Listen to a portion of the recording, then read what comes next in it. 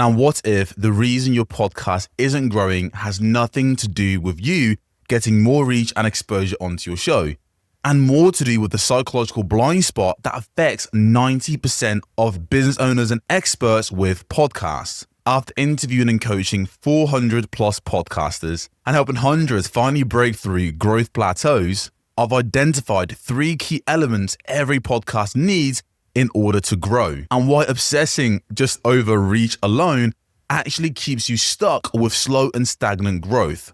Now, in this video, I'm going to reveal how one of our clients, Jane, managed to triple her listenership in as little as 90 days, and how you can do the same with your podcast using a not so obvious strategy and method to do so. Now, Jane, like most podcasters, came to me. When I say me, I mean my company, the Get More Listeners Academy, which is our personalized one-on-one program. She came to us seeking help in order to grow and monetize her show. She was in a spot where she's been podcasting for 2 years, stuck with what she calls slow and steady growth. Really, it was more like stagnant growth, where essentially she'll never go above, let's say, 300 downloads per episode, but she'll never dip below 150 downloads per episode. It kind of fluctuated.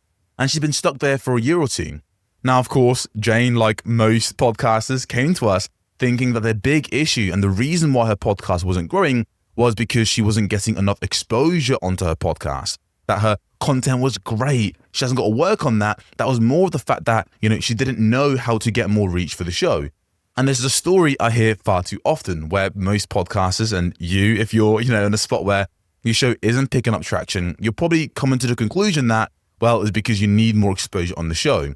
But actually, that's rarely the reason why podcasts struggle to grow. You see, what if I told you that your podcast was already getting tons of exposure, more than enough exposure for you to actually grow your show?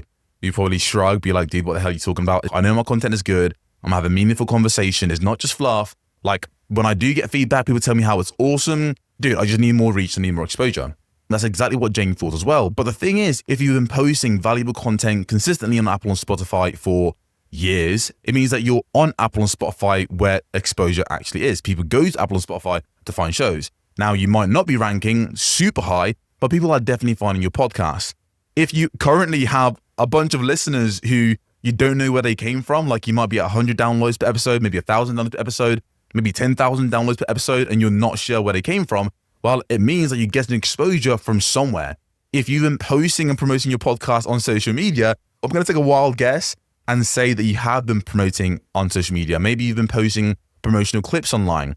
Then it means that you are getting exposure for your podcast. If you've invited high-profile guests who have hundreds of thousands of followers on their social media platforms, or even if they have a small niche following, then again, the likelihood is you're already getting exposure for your show. You're already doing tons to get exposure for your podcast. And Jane was in a very similar situation. So what the hell is going on? Like, how can it be that you are getting exposure, but your show still isn't growing? Well, to answer this question, we need to pose another question, which is, well, what does a podcast need to actually grow? And there's 3 things a show needs in order to grow. Number 1, you need a way for people to actually discover your show. You need exposure, you need reach. Number 2, now don't get excited now, right? Okay, I've just said you don't need exposure. Now I'm saying you need exposure. Just bear with me.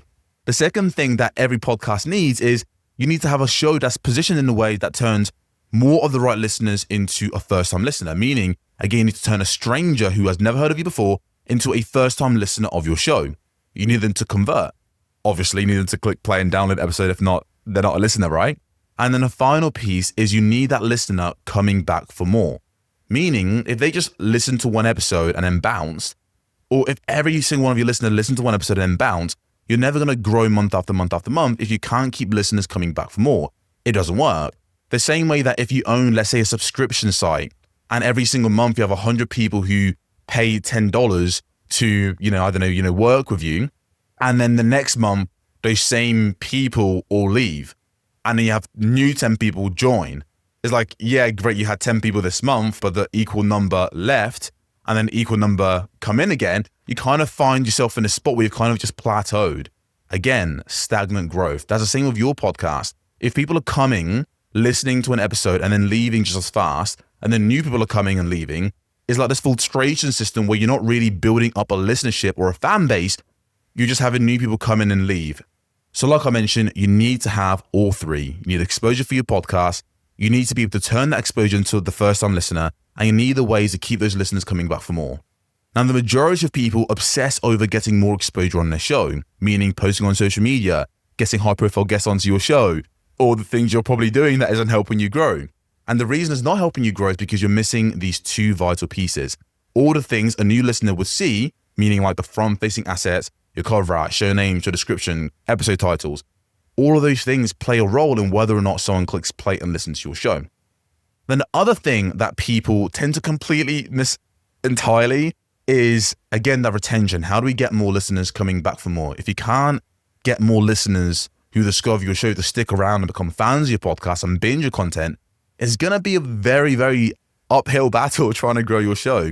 And that's probably what you're experiencing. And that's exactly what Jane was experiencing with her podcast.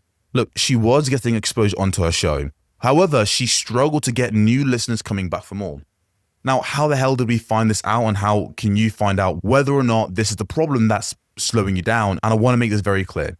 In the majority of cases, that tends to be the problem, meaning people struggle to keep listeners coming back for more.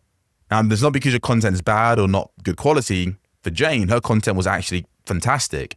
It's something a little bit more subtle. You see, Jane was interviewing incredible guests, having these incredible shows, but again, her show struggled to keep those listeners coming back for more.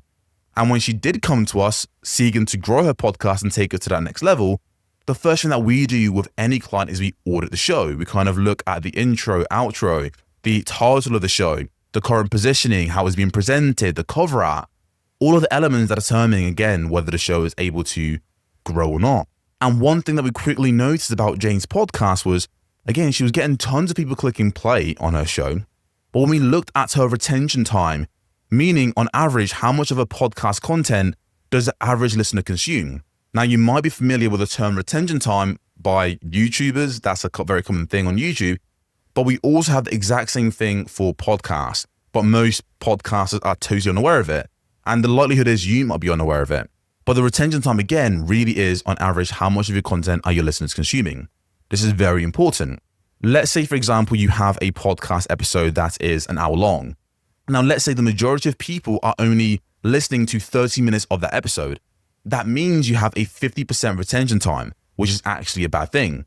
We want to be aiming for 80%. That means that when the listener clicks play, they're consuming the majority of your content. They are actually enjoying listening to the podcast, and is a very good indicator of the quality of your show. You know, it's great to say my content's amazing, people love it, but if the majority of people aren't consuming the majority of your show, there's an issue with how the content's either being presented or just the content itself isn't as good as what you thought. Now, for Jane, her content was good. However, she was still getting like 50% retention time, which is a big issue.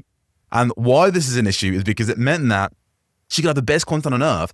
If the majority of people didn't listen to most of it, they never get the value. If she had an amazing, let's say, call to action to buy her stuff, join her program, or if you have an amazing CTA to buy your stuff and buy your program, but your retention time is 50%, meaning people didn't even get to the end to hear your call to action, then no one's going to join your community. No one's going to actually buy your stuff. How would they? They never heard you make the offer. And let's say, for example, you want to grow your show and get more listeners coming back for more, which is one of the key elements a podcast needs to have in order to have a growing show. But if the majority of people who click play on your episode basically ditch it at a halfway point, that doesn't leave a good impression on their psyche. They've had a bad experience with your show and they kind of deem it as something not relevant to them. So when a new episode comes out, they just kind of ignore it. They don't click play and listen, which means you've lost out on the opportunity to get that listener coming back for more. Now, if listeners aren't consuming tons and tons of your content, how the hell will you ever build a like, know, and trust? This is what Jane was experiencing, and that's why she kind of fluctuated at this point, because the majority of listeners stopped listening. Now, when we looked at the graph, which you can see on my screen right now, we realized that the majority of them dropped off. Again, 50% of them dropped off after the first 2 minutes. There's like 90 seconds to 2 minutes of her episodes. And this is where we see the majority of listeners dropping off across a bunch of different clients and a bunch of different industries. Typically, we see a massive drop off within the intro. And after the intro, we actually see that people stuck around. They kept listening. But again, only half of them did that. And the main reason why most people drop off is because these intros don't have a proper format, a proven structure to keep listeners hooked. The entire goal of the intro is to grab a listener's attention and convince them as to why they should invest the next 20 to 60 minutes of their time to listen to you.